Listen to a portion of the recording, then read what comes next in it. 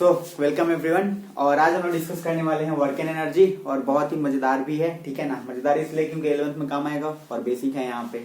तो सबसे पहले देखते हैं वर्क एंड एनर्जी में जो टॉपिक है, अगर उसको सेग्रीगेट करें तो सबसे पहले आपको वर्क के बारे में दिया हुआ है, एनर्जी और उसके कुछ फॉर्म्स जो है उसके बारे में, conservation of energy, and then आपका है power and commercial uses of energy. ठीक है, अब अगर हम बात करते हैं ध्यान से तो पहले वर्क के बारे में डिस्कस करेंगे। ठीक है, जो मैंने एक तरफ हाईलाइट इसलिए किया है, वर्क को पर्टिकुलर समझने के लिए यहाँ पे आराम से देखेंगे, इससे ज्यादा आपको कुछ करने की जरूरत नहीं पड़ेगी।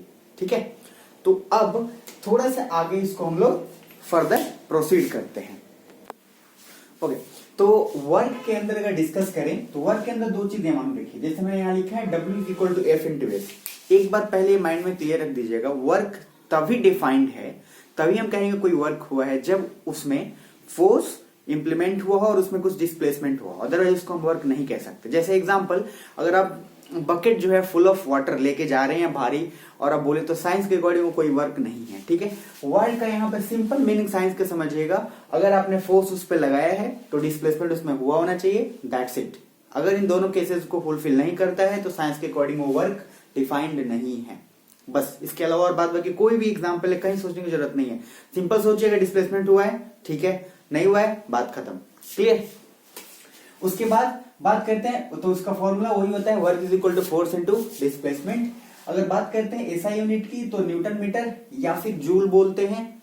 ठीक है, अगर 1 जूल, ये मैंने 1 जूल इसलिए स्पेसिफिकली यहाँ पे डेफिनेशन लिखा है क्योंकि वो एग्जाम में आपको ज्यादातर बार पूछ देता है, डिफाइन 1 जूल, ठीक है ना, या डिफाइन 1 वाट। तो इसलिए यही सिंपल लिखिएगा, 1 जूल और 1 वाट क्या है, जब आप क्या ले रहे हैं, जैसे इसका डेफिनेशन क्या है, फोर्स इनटू डिस्प्लेसमेंट।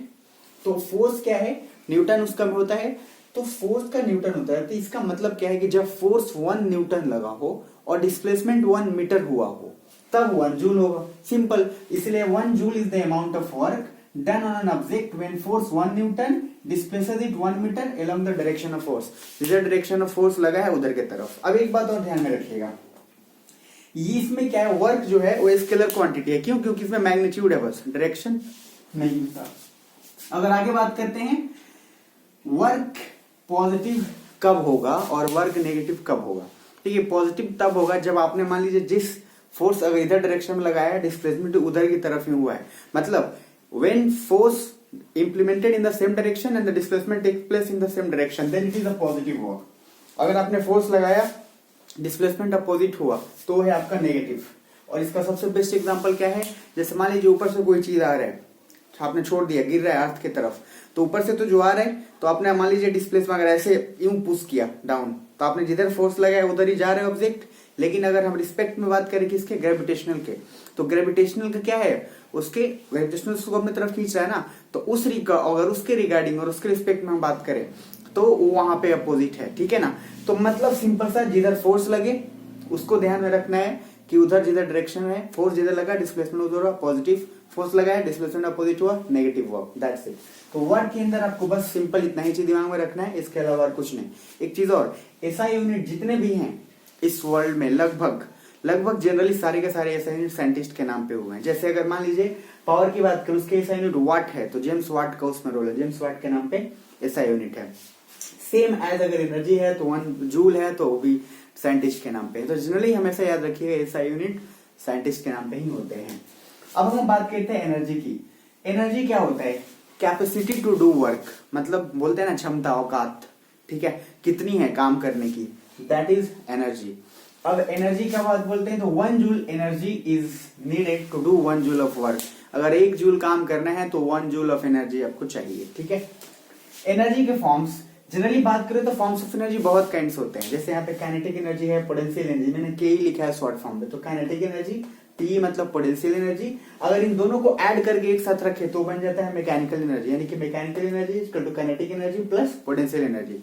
इसके अलावा और भी होता है, केमिकल फॉर्म ऑफ एनर्जी भी है, लाइट एनर्जी भी है, बट हमें इस रिस्पेक्ट में चैप्टर में यही दोनों पे डिस्कस करना है जनरली। ठीक है, तो देखिए काइनेटिक एनर्जी की बात करें तो सिंपल बात है, काइनेटिक का मतलब होता है ऐसी कोई भी एनर्जी जो उस मोशन से क्रिएट हुआ हो, दैट्स इट। मतलब जब तक उसमें मोशन, आप जब तक दौड़ रहे किसी भी ऑब्जेक्ट में, जब तक मोशन है तब तक वो काइनेटिक एनर्जी है। अगर मोशन उसमें नहीं हो रहा, वेलोसिटी नहीं है, काइनेटिक एनर्जी नहीं है, दैट्स इट।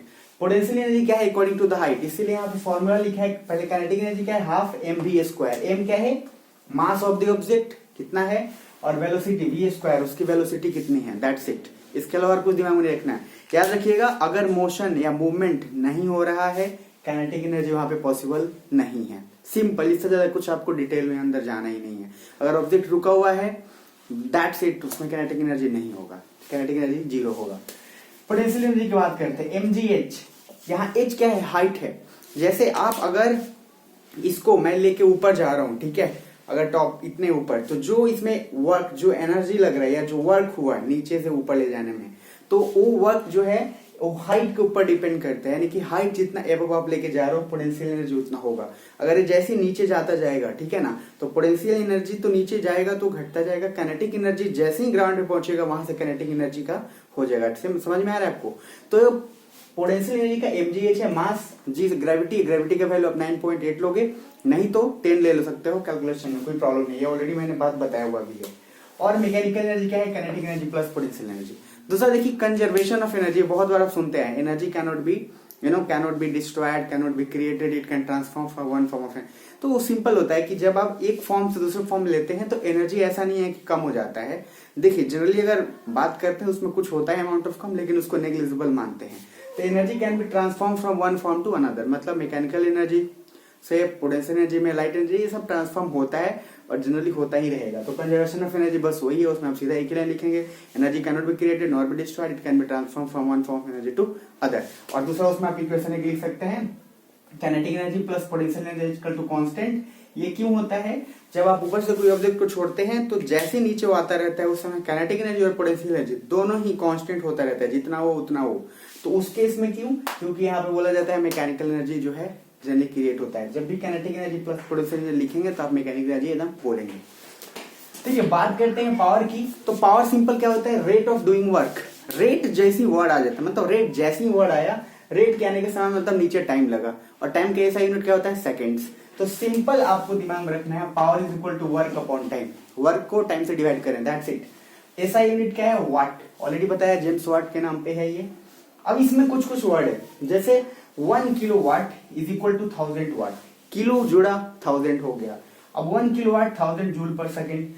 अब बात करते हैं कॉमर्शियल यूनिट। जैसे आपका मीटर उठता है ना बिजली की, 1 यूनिट 10 यूनिट का आप इतना पे करते हैं, परेशान रहते हैं। खैर वो जनरली क्या होता है, देखिए जनरली क्या होता है 1 जूल बहुत कम है। अब चूंकि हाई पावर जहां पे ज्यादा यूजेस होते हैं तो वहां पे हम लोग किलो वाट में यूज करते हैं। तो 1 kilowatt hour, 1 kilowatt की अगर जनरल बात करूं तो उसका मीनिंग सिंपल होता है। जैसे मैंने बोला ना 1 किलो वाट, उसका मीनिंग होता है कि आपने 1000 जूल 1000 जूल पर सेकेंड में इस्तेमाल किया है।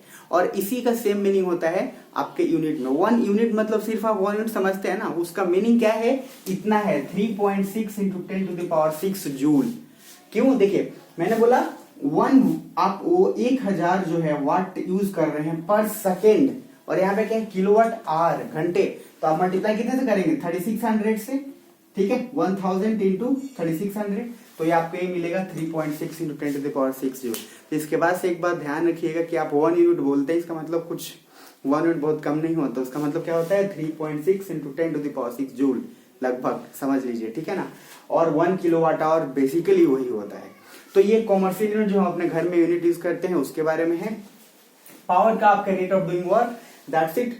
वर्क अपॉन टाइम, ये ऐसा यूनिट आपको पता है, इसे डिटेल और जाना नहीं है।